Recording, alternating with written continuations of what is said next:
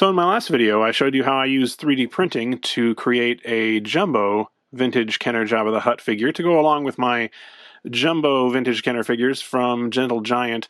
And I said in that video that I would make another video showing off my other Gentle Giant jumbo figures, and that's what I intend to do today. But before I do that, I did want to talk about Patreon just very briefly. I actually do have a Patreon account and have had for a little while. I haven't ever mentioned it on the channel as far as I can recall, but I did post about it on my website briefly. And I do have one patron who's been with me for quite some time. Thank you very much, Angelica Brady. I appreciate your support. But I'd like to kind of expand that a little bit and, get more people, but also start to do more Patreon-specific things, if possible, as well. So basically what I'm thinking is, at least judging from my own experience as a backer of other people on Patreon, I really have enjoyed sort of the social aspect of it, getting a little bit of a behind-the-scenes look at maybe some of the new videos that are going to come out, or help making the videos in some cases, or just having just a place where you can chat with other fans or other people with similar interests, or with me directly as well is nice. I find that YouTube itself is not great for chatting or messaging and that kind of thing. It tends to be kind of sporadic. I'm often not notified when people comment on my videos properly, and so I don't even know necessarily if you've commented every time. So I would like to improve that. And then, obviously, there's the financial aspect of it. It does cost money to do all the things that I do. I buy a lot of supplies for 3D printing and painting videos and things of that nature, and it would just be nice to be able to kind of supplement that in a way. So what I'm thinking is I would have several tiers, maybe like 3 tiers at least to start. So one would be just $1 a month. That's perfectly fine if you just want to do $1. I do that for most of my people I back, honestly. And if you do that, you'd still get access to the community aspects of it all, the early videos and so forth. But then there's going to be another one above that where you would, if you want to maybe get your name at the end of the videos and maybe get a little more input into some of the videos that I make, that kind of thing. I haven't totally hammered out all of the details of these tiers and benefits and things like that, but that's what I'm thinking. And above that, perhaps a higher tier where people can get a verbal shout out or something in the video, that kind of thing. That'd be cool. So I do appreciate if you would look at the link in the video description, which goes to my Patreon. And, if you're interested, go ahead and join. I'd like to see how many people we can get to join. Even just the $1 tier, that's perfectly fine. I'm more interested in getting more people there than more money in some sense. So, although, I won't say no, I won't say no to more money, but it's really a matter of, getting people there who are interested and engaged in what I'm doing. So I do appreciate that. All right, so let's go ahead and look at my Gentle Giant jumbo figures today. We're going to start today with Salacious Crumb. Now, I did actually already review this in a separate video, which you can see up here, so I'm not going to spend a long time on him, but you can see this was originally actually a holiday version that came with a little Santa hat and so forth, but I've taken that off. You can see it's pretty accurate to the original figure, although made out of more of a hard plastic than the quite rubbery plastic that the original was made out of. So there he is. He also has pretty prominent seams along every edge here, which I don't really think existed, at least not as noticeably, on the original figure. But I'm glad to have him. He was originally, I think, going to come with the large, the jumbo Jabba that they were going to sell, but this is all we ended up getting of him, so anyway, I'm glad that we have him to display with Jabba. Next we have Bib Fortuna. Now, I did actually review this guy quite recently, so if you want to know more, I would go ahead and look at the video up there, but just very briefly, I suppose it's this figure that caused me to select the scale for Jabba that I did, because I knew I was going to have him basically right next to Jabba. But, you know, a word about scale with the Gentle Giant figures, they're kind of all over the place. They're not really that consistent with their scale. So, for example, as I recall, the vintage Chewbacca is too short relative to the vintage Leia, for example. You just kind of have to roll with it, I guess. I mean, I just decided I wanted to make Jabba be a size that looked appropriate, and it's, you know, it's not going to be exact, but I think, especially looking at the pictures that they had posted of the prototype, it seems pretty close to what they would have chosen. So I think I'm pretty happy with the size there. Anyway, Bib Fortuna comes with this nice soft goods cloak and his little staff, and you can see if we compare, well, this is a little tricky, compare him to the actual vintage figure. I feel like the face is quite a bit different actually on this one. I think it may be partially the paint and partially, I don't know, maybe just being blown up so much does change the way it looks, but yeah, still, I do like this one. I think it's pretty well done.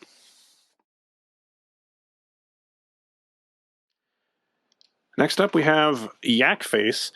I didn't make a video about this figure specifically, but I did make a mention of it in the Jabba's Palace roll call video I made about Yak Face, which you can see up here.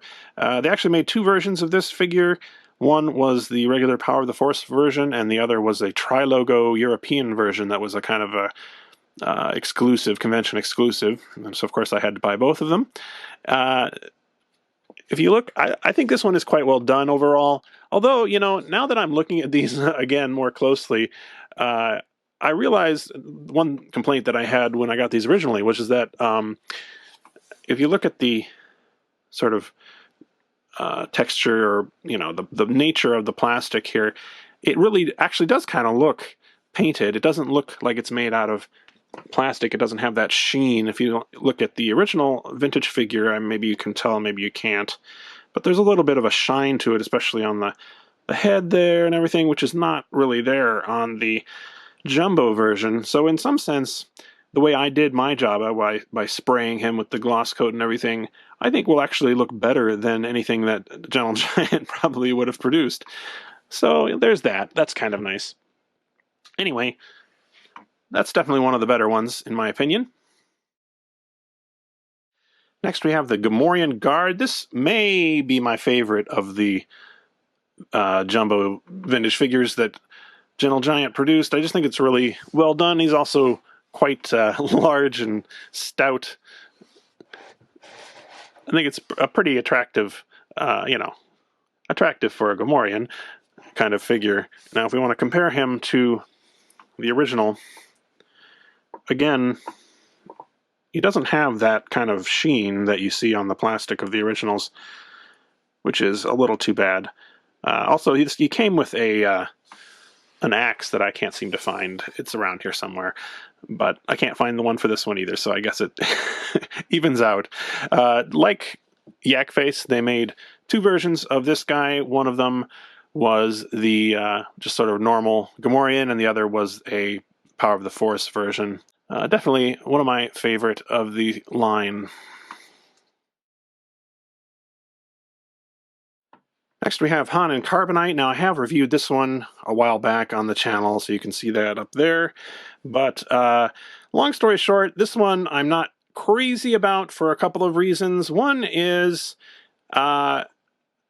it's made out of this very thin, like really flimsy feeling plastic, almost the kind of thing that you might find packaging, you know, to be made out of. It's not at all strong feeling, and it's been, well, it's just clear, and it's been sort of sprayed on the inside to make it look, you know, I mean, it looks credibly like Han and Carbonite, I guess, but if you look closely, it's just got a bunch of sort of spackles of paint on it, and in fact mine has area where it's been wiped away. So honestly, it doesn't feel that great as a figure. It won't even stand up on its own unless I put something like this little camcorder battery on the bottom.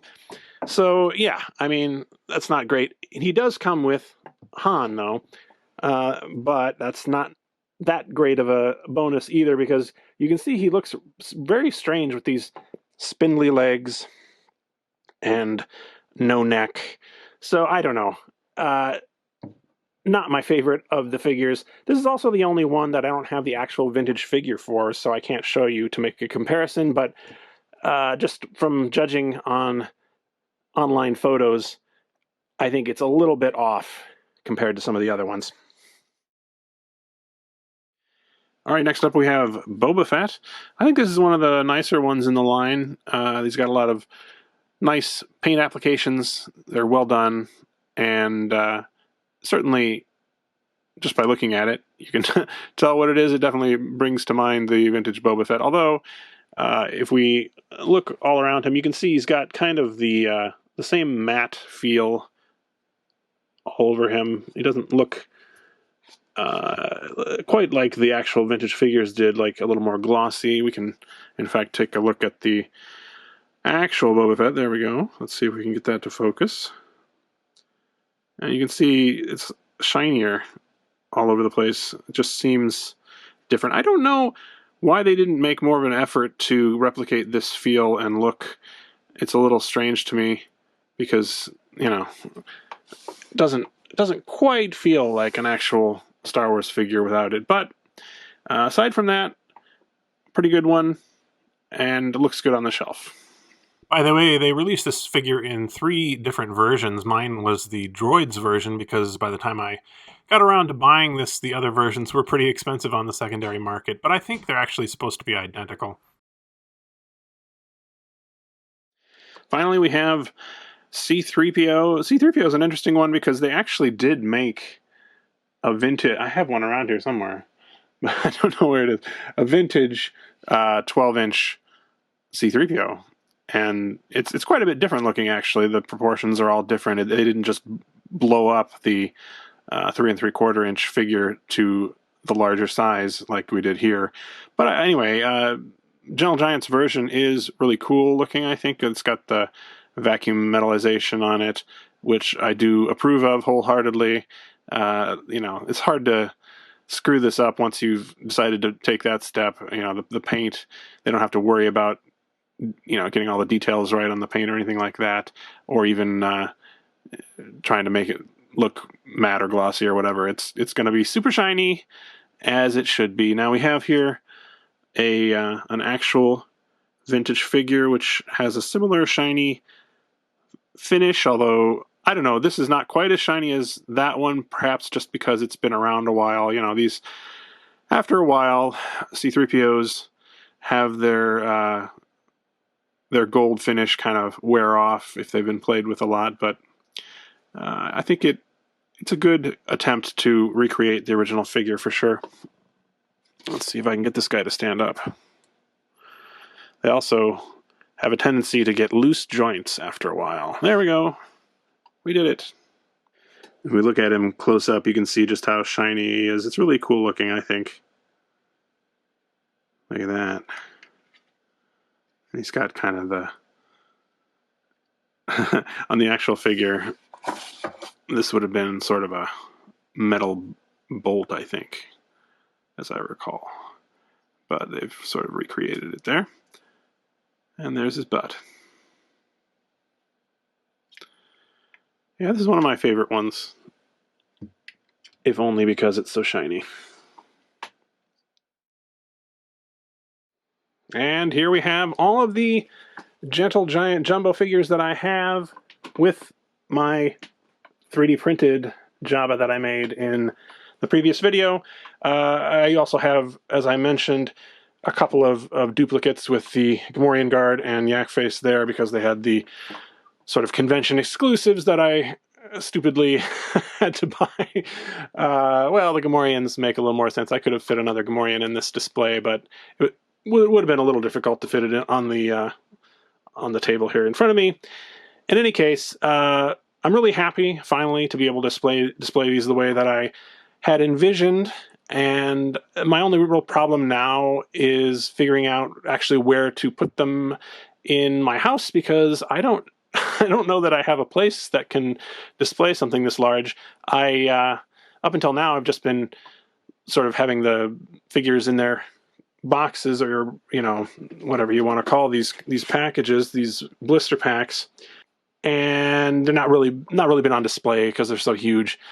But I think I would like to try and get these on display somehow, if only maybe here in my basement. I have sort of a collection overflow area down here that I could use, I suppose. But ideally, given the amount of work I went into to get Jabba here made, I would like to have him upstairs, maybe in my office with the rest of my main collection. So we'll have to see how that goes. Now, there are certainly other figures that I could add to a Jabba's Palace display, like R2-D2, a Jawa, or even a Gonk droid. They also made a Jedi Luke with the cloak. That would probably be the most, appropriate one for adding. But last time I checked, these were getting quite expensive on the secondary market, and I didn't really feel like spending $200-300 a piece on these just to, add something else to my display. So I think unless I find a good deal, I'm just going to stick with what I have here. As I mentioned at the beginning, I do have a Patreon now. Well, I've had it for a while, but I'm actually going to start using it now. And, if you are a fan of the channel, I would recommend that you at least check it out and see if you might want to consider supporting me just for, like $1 a month. I don't think there's anything wrong with just sort of giving the minimum if you like. But of course, if you want to give more, that's also very welcome. And there are some benefits to that as well. Thanks very much for watching, and we'll see you again soon.